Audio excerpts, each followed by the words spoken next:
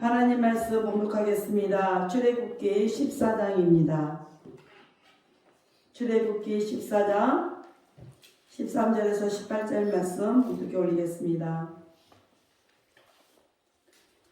출애굽기 14장 13절에서 18절 말씀 봉독합니다. 모세가 백성에게 이르니 너희는 두려워 말고 가만히 서서 여호와께서 오늘날 너희를 위하여 행하시는 구원을 보라.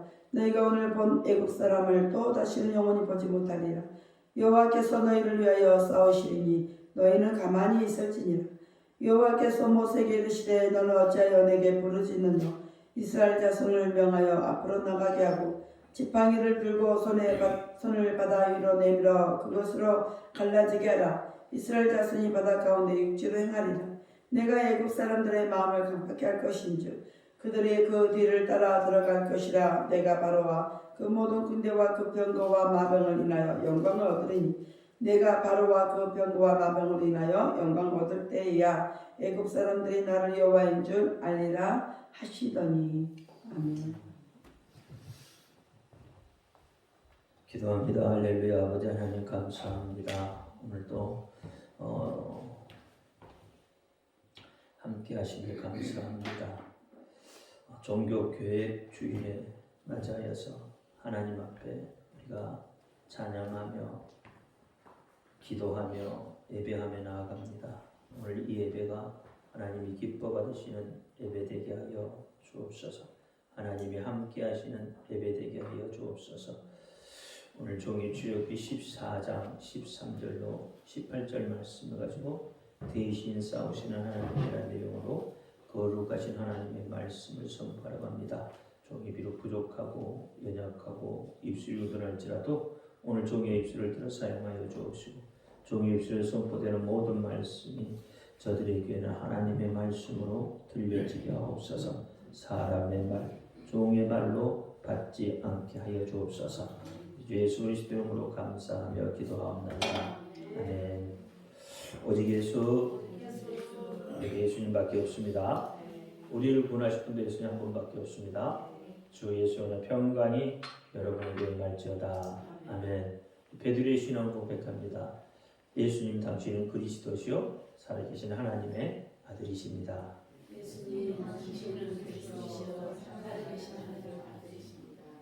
예수님 당신은 나의 구세주, 나의 전부이십니다. 아멘. 오늘 제목은 대신 싸우시는 하나님.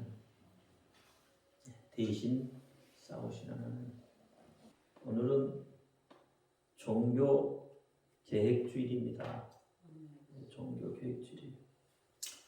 로마 이 카톨릭의 면죄부를 비판하는 95개의 논제를 제시한 날이죠. 그날을 기준으로 해서 종교 계획, 지금 500년이 살짝 넘었죠.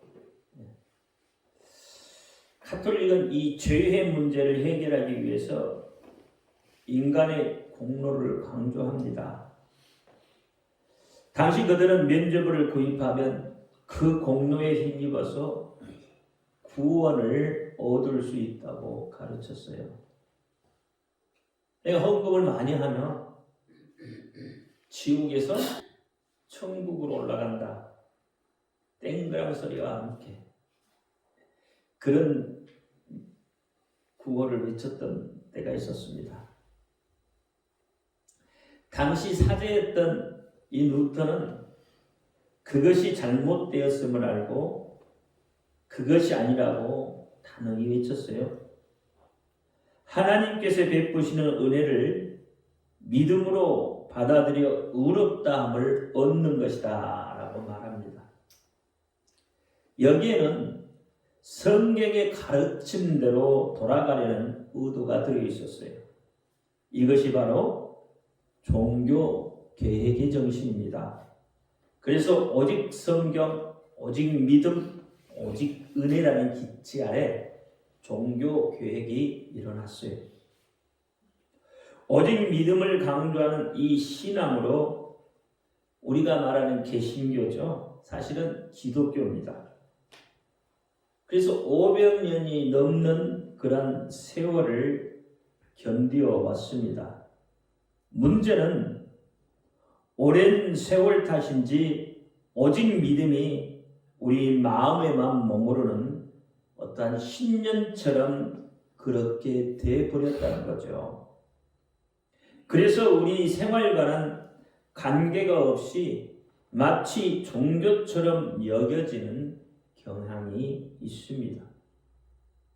이것 또한 온전한 믿음이 아니라는 거예요. 교회에서만큼 세상에서의 신앙생활이 중요합니다. 이 생활신앙을 온전한 믿음의 구체적인 표현을 야고보 선진이 이야기를 했어요. 야고보서 2장 14절 이하에 보면 죽은 믿음과 살아 역동하는 믿음에 대해서 이야기를 하죠. 야고보서 2장 18절에 혹이 가로되 너는 믿음이 있고 나는 행함이 있으니 행함이 없는 내 믿음을 내게 보이라. 나는 행함으로 내 믿음을 보이리라 그랬어요. 이 행함이 뒤따라와 주지 않는 믿음은 죽은 믿음이라는 거죠.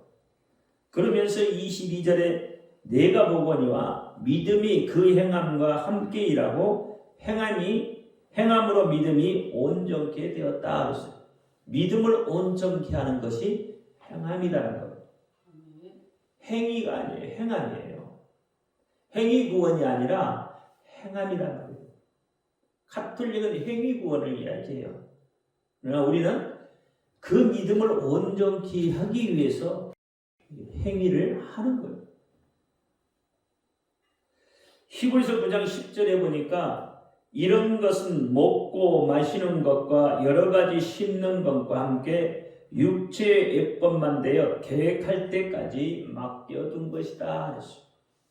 과거의 모든 것들은 개혁이 일어날 때까지 맡겨두었다는 거예요. 무너지지 않고 마귀가 틈탈 수 없는 마음의 성전을 세워가기 위해서 과거에 그것을 모태로 그냥 맡겨두었다는 거예요. 그러니까 여러분의 마음의 성전이 세워졌으면 그것이 종교개혁이 되는 거예요. 여러분 거듭난다는 것도 내 마음의 개혁이에요. 내 마음의 개혁이 일어나지 않으면 거듭날 수가 없는 거예요.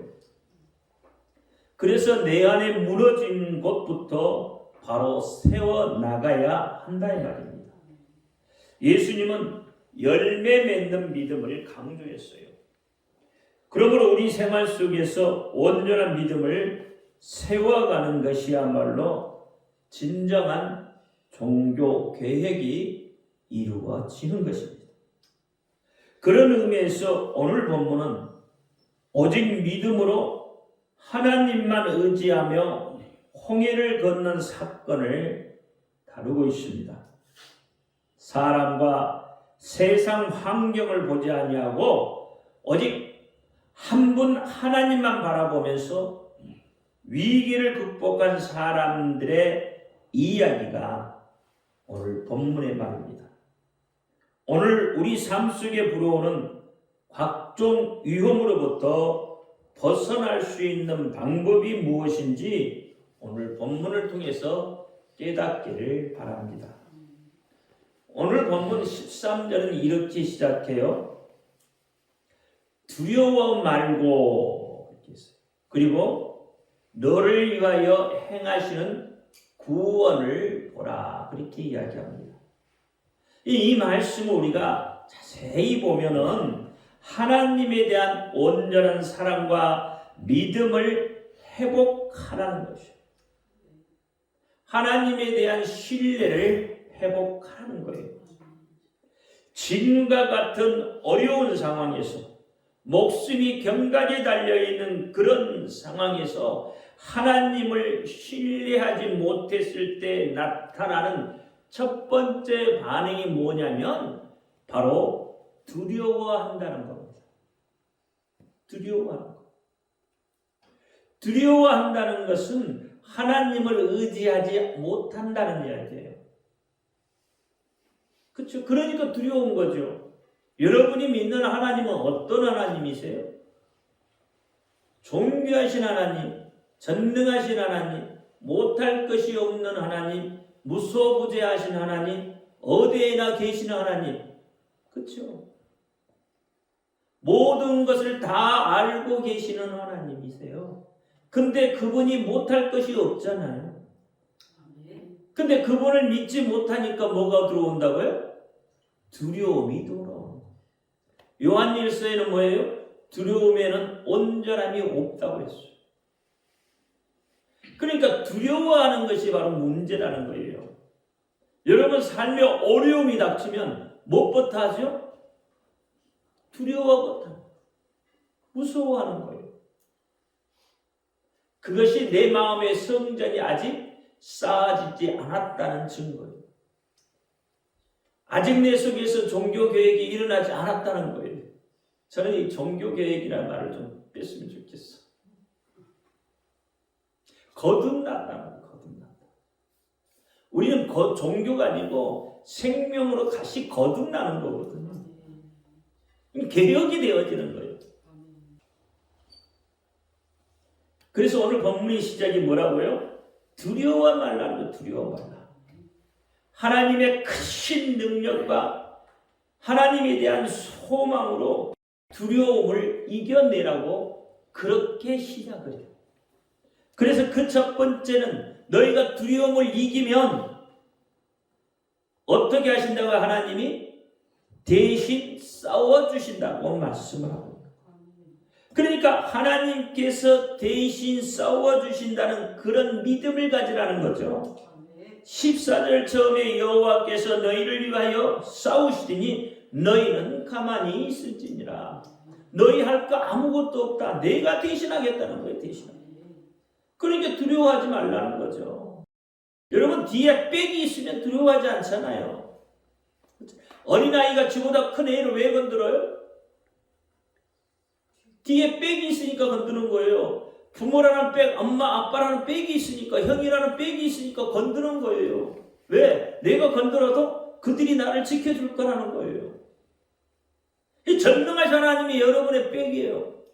예수 그리스도가 여러분의 힘이요, 능력이요, 산성이다 이 말이에요. 구원자다 이 말이에요. 그러니까 그분을 믿으라는 이 말이에요. 그분만 의지하라는 거예요. 세상 의지하지 말고, 사람 의지하지 말고 하나님만 의지하라는 거예요. 그것이 회복이 되어야 된단 말이에요.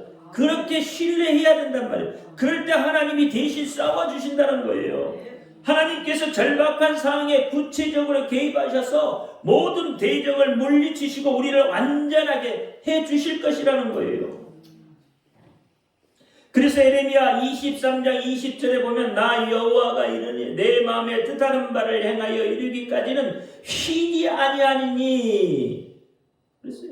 쉬지 아니하신다. 여러분 이 말을 깨달으셔요. 하나님은 뭐 하려고 안 쉬어요? 뭐 때문에 하나님이 안 쉰다고 생각을 하세요? 여러분을 지켜주시기 위해서요. 그렇잖아요. 파수꾼이 왜 잠을 안 자고 지키나요? 왜요? 안에 그 동네의 백성들, 동네의 사람들을 지키기 위해서 파수꾼이 필요한 거예요. 잠자지 않을 정도로 필요하다 이 말이에요. 그러니까 하나님은 우리의 파수꾼이에요. 그분이 우리를 지켜주시기 위해서 쉬지도 아니하시고 졸지도 아니하시고 주무시지도 아니하고 여러분의 머리털까지도 세심바 되셨어요. 그분이 그렇게 하신다고 이야기하는 거예요. 그러면서 23절에 나 여호와가 말하노라 나는 가까운 데 하나님이요 먼 데 하나님은 아니냐. 너희가 나는 가까이만 있고 멀리 있는 하나님은 아니냐. 아니다. 어디에든지 계시다는 거예요. 어디에든지. 그 어디에든 계시는 하나님이 쉬지 아니하시고 일하신다. 쉬지 아니하. 너희가 하나님을 좀 제대로 알아라. 예수가 누군지 제대로 알아라. 지금 그 말 하시는 거예요.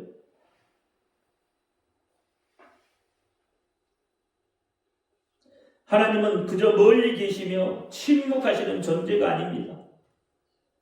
우리를 위해 거룩한 노동을 아끼지 아니하시는 신실한 분이세요.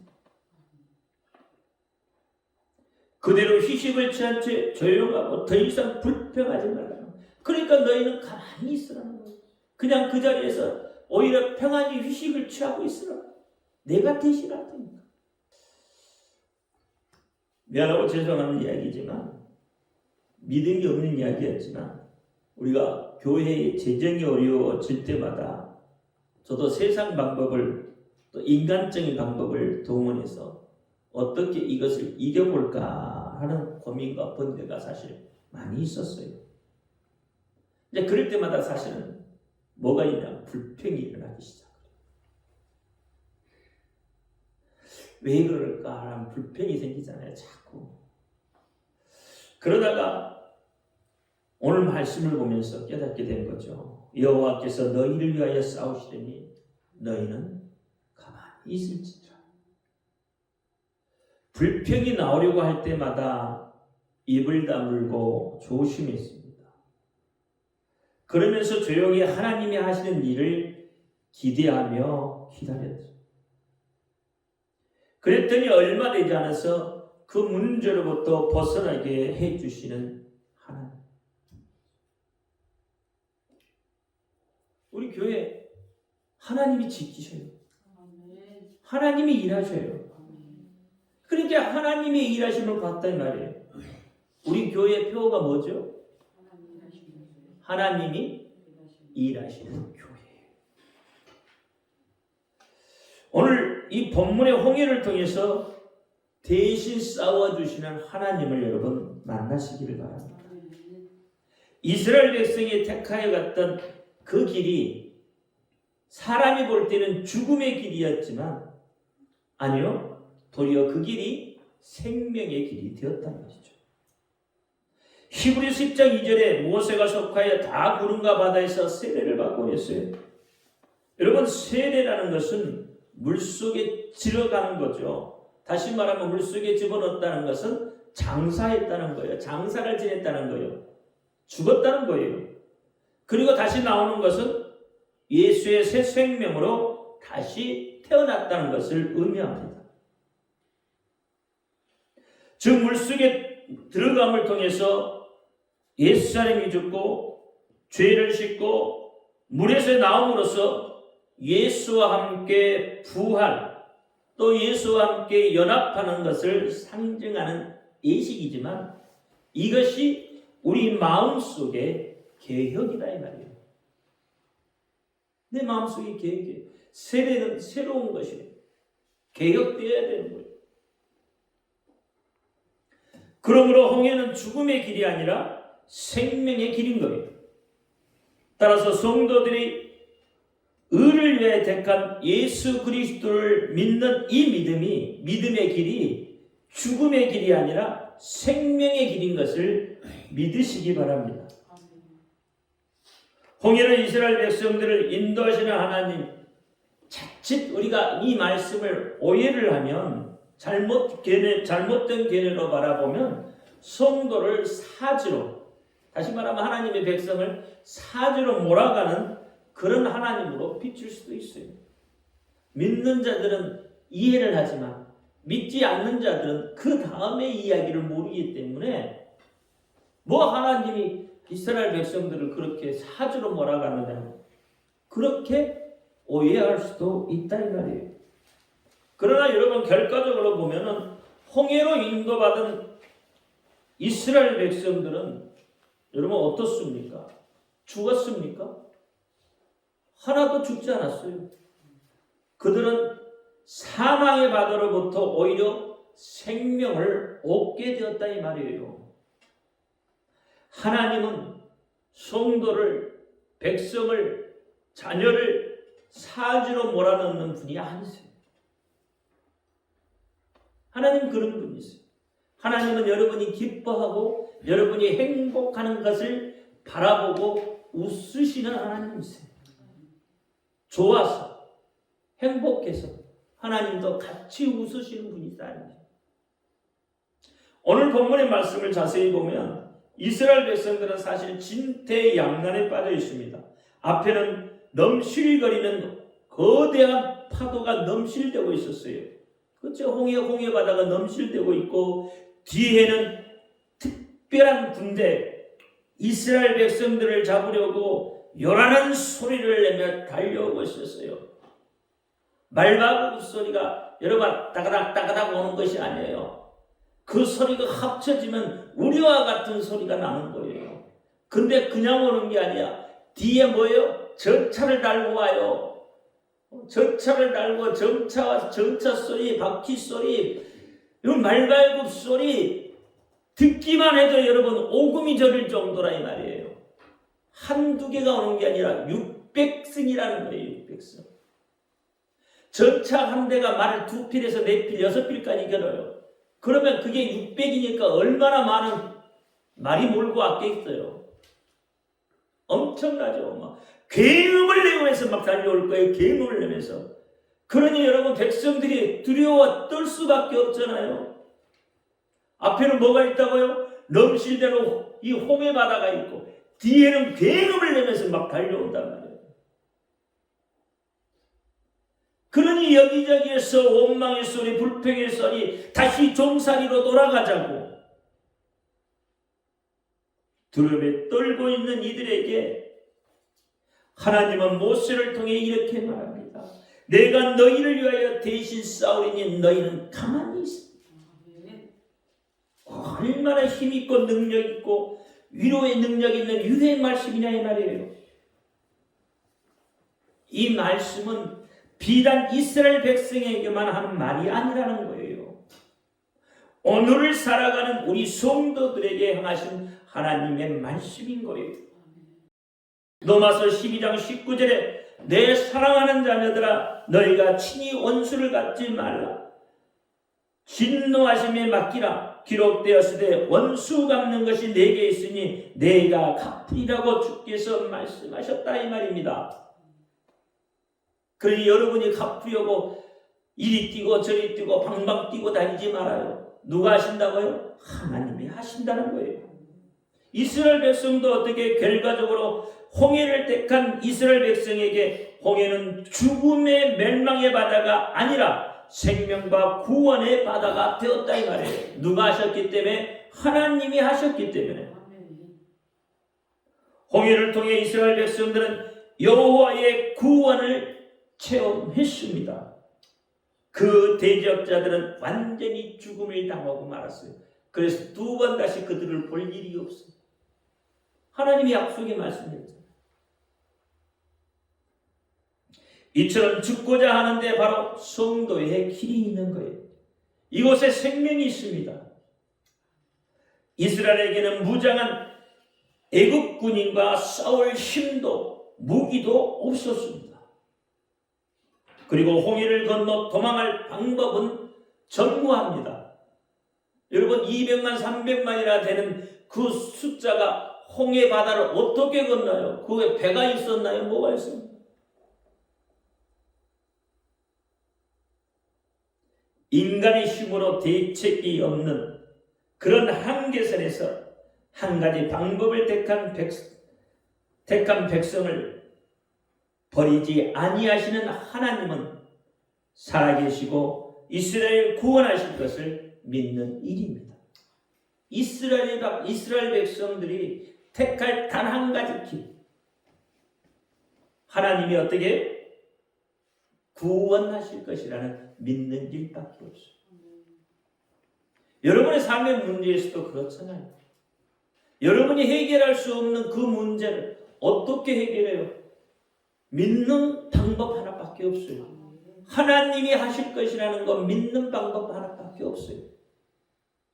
그분이 하신다는 말이에요. 그분이. 인간의 불가능한 일이 하나님에게는 가능한 것입니다.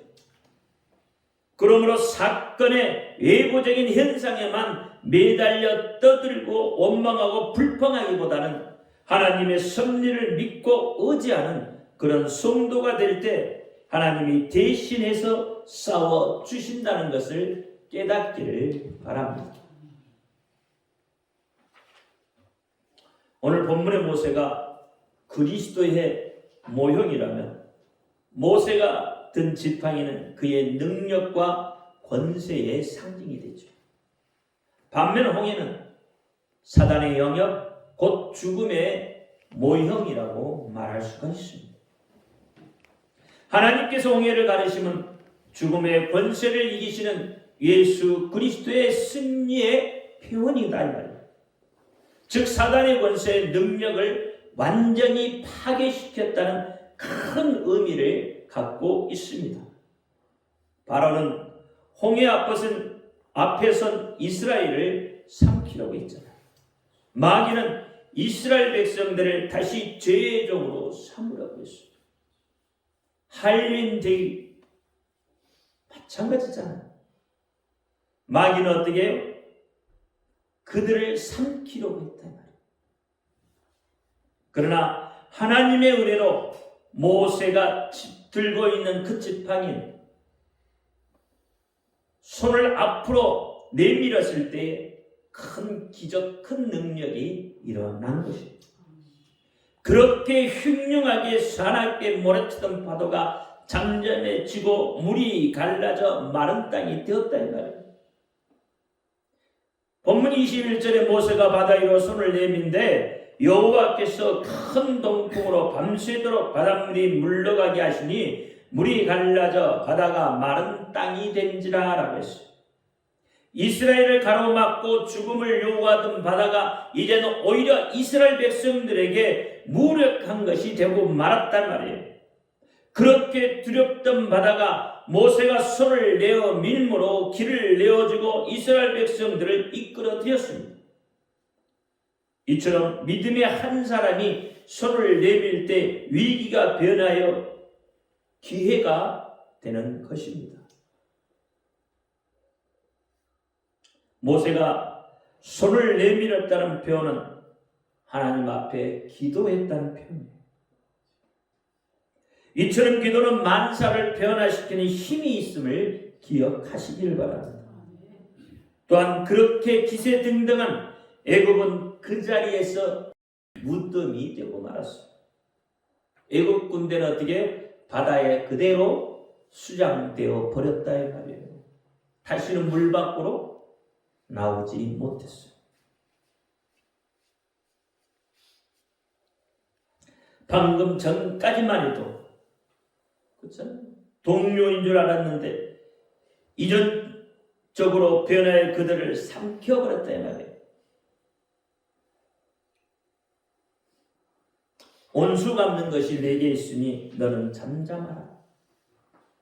이 말씀이 능력이 되어 나타났습니다. 사랑하는 성도 여러분, 사람들은 죽음을 두려워하고 사단의 세력을 무서워합니다. 그러나 하나님께서는 곤중 권세 잡은 마귀를 이 사단의 세력을 무력화시켰고 그들과의 영적 전쟁에서 승리를 했어요.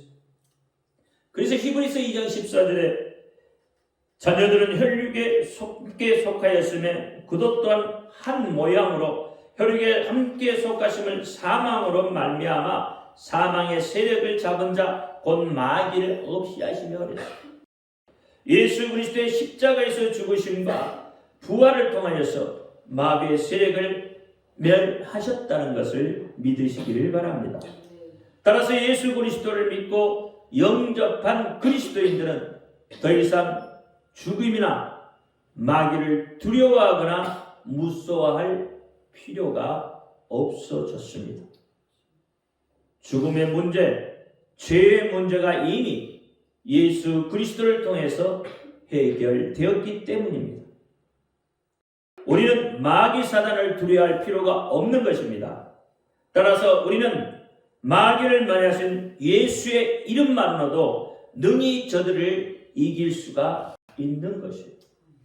그래서 여러분 예수 이름으로 명령 기도하는 거예요. 마귀는, 귀신은 예수의 이름만 들어도 벌벌 떨어요. 그러니까 예수의 이름으로 명령하는 거예요. 예수 이름으로 명령하면 마귀는 굴복할 수밖에 없습니다. 믿는 믿음이 있어야죠. 그냥 앵글에서 입으로 그렇게 하는 입으로만 그냥 말하면 되나요? 아니에요. 그 믿는 믿음이 내 속에서 개혁이 일어나서 마음의 성전이 세워진 자가 예수 이름으로 명령할 때에 놀라운 역사가 일어나는 거예요. 그렇잖아요.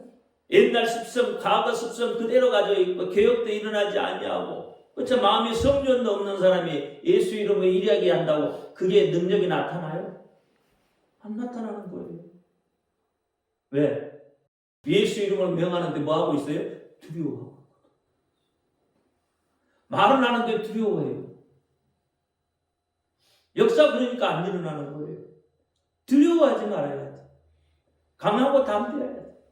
놀라지 말아야 돼. 나는 너의 하나님. 놀라지 마. 강하고 담대해야 돼. 여러분 미지의 세계를 가도 눈에 보이지 않는 미지의 세계를 가도 하나님이 함께 하시면 강하고 담대할 수 있는 것. 놀라지 않을 수 있는 것. 여호수아가 가나안이란 미지의 땅을 가지만 두려워하지 않잖아요. 두려워할 때는 못 건넜어요. 요단강. 그런데 두려움을 제거하고 났더니 어떻게 해요? 요단에 발을 디디게 되지. 그래서 가나안을 정복 전쟁을 시작하는 거예요. 여러분 두려워하지 마십시오. 놀라지 마십시오. 세상이 아무리 흉흉한 홍해 바다 같을지라도 두려워하거나 놀라지 마요. 왜냐하면 그분이 함께 하시고 그분이 대신 싸워주실 것입니다. 죽음은 자연인에게는 파멸이지만 그리스도에게는 오히려 생명입니다. 이스라엘의 죽음을 상징하는 바다를 통해서 구원을 얻은 것처럼 우리는 예수 그리스도 십자가와 함께 죽고 예수 그리스도의 부활하심으로 새롭게 살아난 새 생명을 얻은 자들입니다. 예수 그리스도와 함께 연합되는 방편이 되기 때문에 하나님은 오늘날 우리에게 믿는 모든 그리스도인들에게 철저한 믿음, 오직 믿음만을 요구하고 계시다. 우리의 혈과 육에 대한 노력보다는 하나님은 믿음을 요구하고 있습니다. 스스로 뭘 어떻게 해보겠다는 생각보다는 여호와 하나님께서 행하시는 구원을 바라보기를 원하십니다. 따라서 하나님은 오직 믿음만이 우리가 온전히 살 길임을 제시해 주고 있습니다. 그러므로 종교 계획주의를 맞이하는 오늘 우리는 다시 오직 믿음의 기치 아래 오직 예수의 이름의 기치 아래로 돌아가 하나님을 바라보아야 합니다. 두 번째는 하나님의 명령에 순종해야 살 수 있습니다. 다 같이 기도합니다. 할렐루야. 아버지 하나님 감사합니다. 오늘 또 아버지 하나님 주신 말씀 기억하게 하여 주옵소서. 하나님께서 대신 싸워주신다는 믿음과 하나님 앞에 순종하는 믿음을 갖게 하여 주옵소서. 예수 그리스도 이름으로 감사하며 기도하옵나이다. 아멘.